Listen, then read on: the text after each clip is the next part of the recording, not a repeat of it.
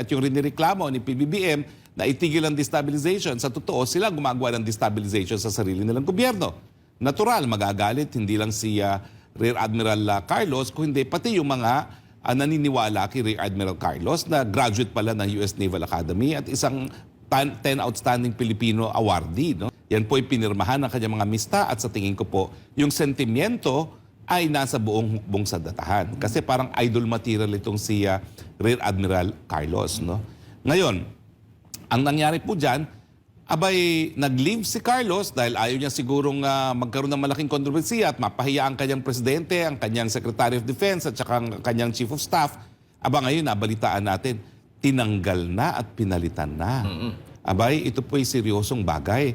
Kasi kung ito ay pinasinungalingan lang, abay, baka po pwede pang masikmura ni Carlos at saka ng mga mista at iba pang mga supporters ni Carlos sa hubong sandatahan.